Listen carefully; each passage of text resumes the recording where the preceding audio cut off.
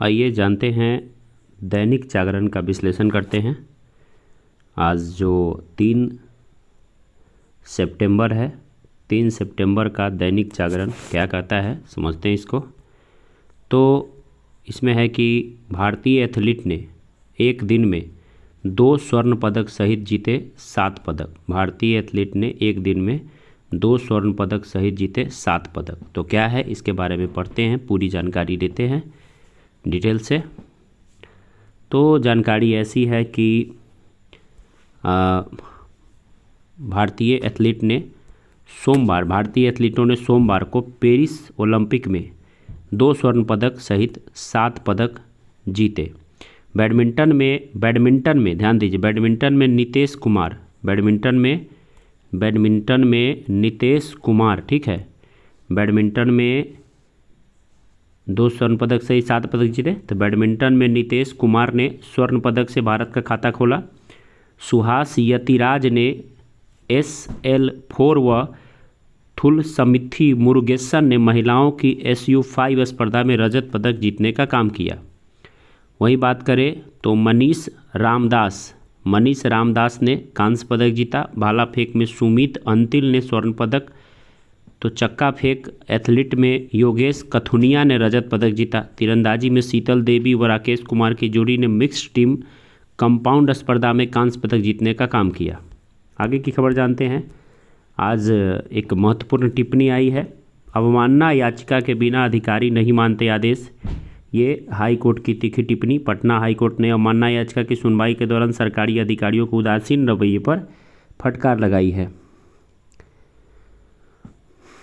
बलूचिस्तानी संकट में सहमा पाकिस्तान अभी समय सच पर पर्दा नहीं डाल सकता है कि जम्मू कश्मीर नहीं बलूचिस्तान का मुद्दा विभाजन का अधूरा अध्याय बन चुका है। आगे चलते हैं।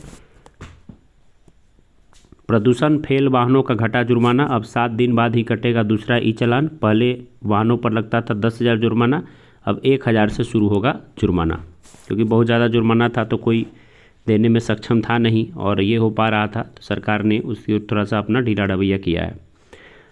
आगे चलते हैं, हम लोग देखते हैं मुख्य खबर जो हमारे काम का है। इधर कोई ऐसी खबर नहीं है, हम आगे बढ़ते चलते हैं।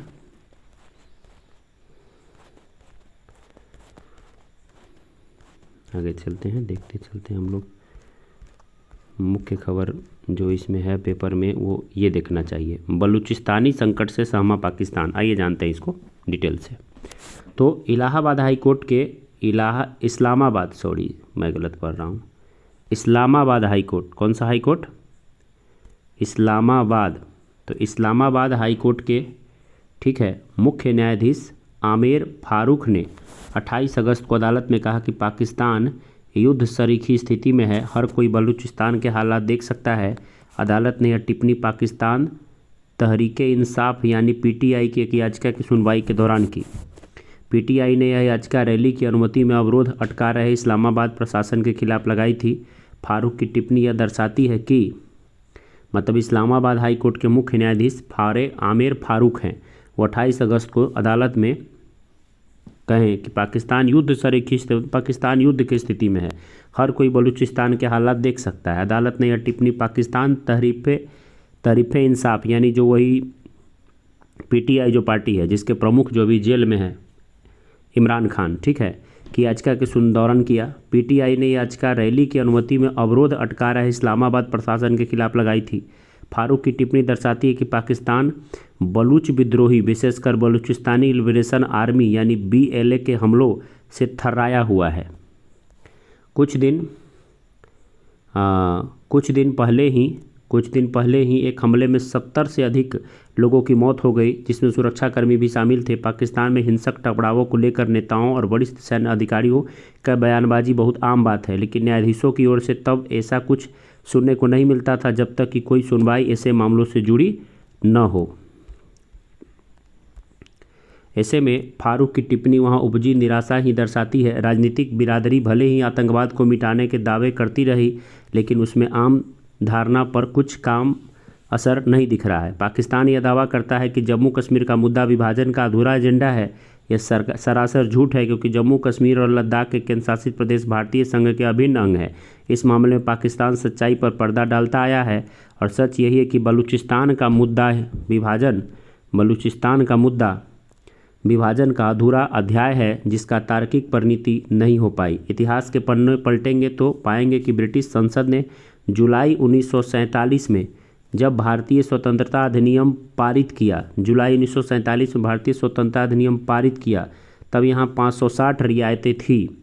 अधिनियम ने ब्रिटिश इंडिया की भारत और पाकिस्तान नाम के 2 देशों में विभाजित किया।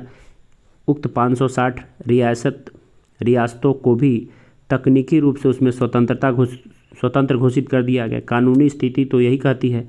हालांकि राजनीतिक रूप से अंग्रेज़ों ने अपनी स्थिति के अनुरूप इन रियासतों को भारत या पाकिस्तान के साथ विलय की सलाह भी दी। इस सिलसिले में ये रियासतें भारत और पाकिस्तान का हिस्सा बनती गई। इस कड़ी में आज के बलूचिस्तान को देखें तो वह स्टेट ऑफ कलात यानी कलात रियासत हुआ करता था। कलात रियासत बोलते थे बलूचिस्तान को। कलात का यह दृष्टिकोण था कि अंग्रेज़ के साथ उसके संपर्क भारतीय रियासती तंत्र के अंतर्गत नहीं थे, इसलिए उनका मामला अन्य रियासतों से अलग था और इस लिहाजे से ब्रिटिश राज की समाप्ति के बाद रियासतों के भारत या पाकिस्तान के साथ जुड़ाव वाली कसौटी उस पर लागू नहीं होती थी। वास्तव में विभाजन से काफ़ी पहले ही उसने इस मामले में ब्रिटिश अदालत में अपना पक्ष रखा था। उसकी प्रकृति एवं स्वरूप अन्य रियासतों से अलग है। उसकी पैरवी करने वाले वकील कोई और नहीं बल्कि मोहम्मद अली जिन्ना थे। पाकिस्तान बनने के बाद भी कलात इसी रुख पर अड़िग रहा कि वह एक स्वतंत्र देश है, यहाँ तक कि 1947 तक कराची में उसका दूतावास भी रहा। उस समय कराची ही पाकिस्तान की राजधानी हुआ करती थी। कराची ही पाकिस्तान की राजधानी थी, अभी इस्लामाबाद है। मुस्लिम लीग के नेताओं ने भी अगस्त 1947 की शुरुआत में कलात से वादा किया था कि वह स्वतंत्र बना रह सकता है। हालांकि पाकिस्तान बनने के बाद मुस्लिम लीग और जिन्ना अपने वादे से पलट गए और कलात को अपने साथ जोड़ने के लिए बल प्रयोग से नहीं हिचके। परिणामस्वरूप कलात के नवाब को 1948 में पाकिस्तान के साथ विलय करना पड़ा। इस प्रकार बलूचिस्तान पाकिस्तानी प्रांत बन गया, लेकिन नवाब के छोटे भाई को यह प्रस्ताव मंजूर नहीं था कि कलात का वजूद ख़त्म हो जाए और बलूच लोग पाकिस्तान में पंजाबियों के गुलाम बन जाए। यही भावना बलूच राष्ट्रवाद का मूल आधार है, जो 1948 से ही विद्रोह की चिंगारी बनी हुई है। पाकिस्तानी सेना ने हमेशा इन भावनाओं को पूरी निर्ममता से दमन किया है। बीते 7 दशकों के दौरान बलूच समाज में काफ़ी बदलाव हुआ है। अतीत में उस पर कबीलाई सरदारों का नियंत्रण होता था। कबीलाई पहचान अभी भी अहम है, लेकिन अब बलूतों का एक पेशेवर वर्ग भी उभरा है। पंजाबियों के वर्चस्व वाले पाकिस्तान के खिलाफ अपने विद्रोह को अभिव्यक्ति देने के लिए उन्होंने हिंसक और अहिंसक दोनों प्रकार के नए तौर तरीके खोजे हैं। 2006 में बुगती कबीले, याद ध्यान दीजिएगा, 2006 में बुगती कबीले के सरदार नवाब अकबर खान बुगती की हत्या के बाद से बलूच लोग पाकिस्तानी सेना के प्रति बहुत आक्रोशित हैं। 2006 में बुगती कबीले, कौन सा कबीला है? बुगती कबीला। 2006 में बुगती कबीले का नेता था सरदार नवाब अकबर खान बुगती की हत्या के बाद बलूच लोग जो हैं काफ़ी आक्रोशित हैं। ठीक है, बुगती पाकिस्तान राज्य प्रतिष्ठान में भी अहम भूमिकाओं में रहे, लेकिन उनकी व्यापक पहचान बलूच विद्रोह के प्रतीक पुरुष के रूप में रही।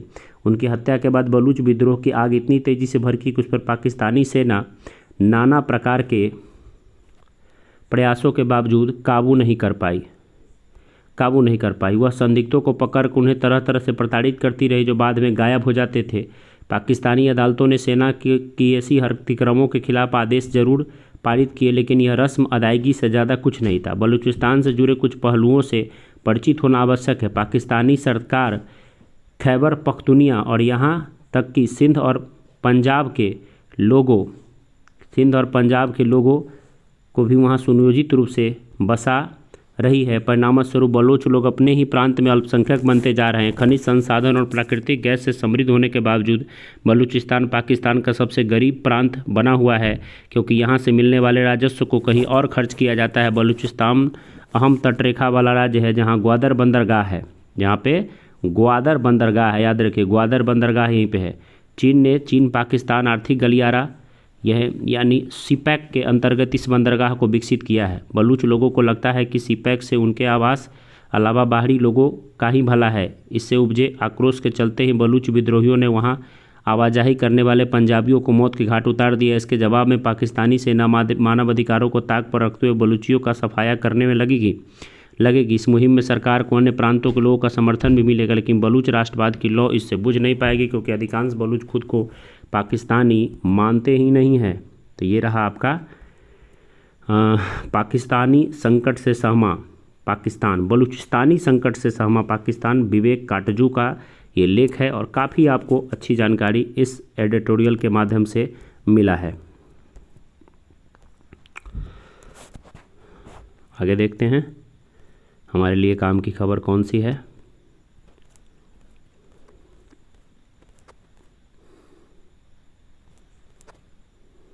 एथेनॉल मिश्रित पेट्रोल से खराब नहीं होते इंजन। केंद्रीय मंत्री हरदीप सिंह पुरी ने कहा, जिससे पेट्रोल की गुणवत्ता संग इंजन के प्रदर्शन में होता है सुधार।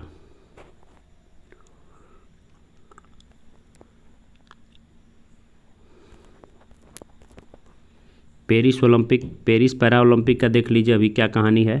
तो आप पेरिस पैरा ओलंपिक देखिए, चीन नंबर 1 पे है, 42 स्वर्ण, 29 चांदी, 14 कांस्य के साथ 85 के साथ चीन नंबर 1 पे है। भारत का स्थिति अभी 15वें स्थान पर है, 3 सोना और 5 चांदी और 6 कांस्य के साथ 14 पदक के साथ भारत अभी 15वें स्थान पे भारत का स्थिति है।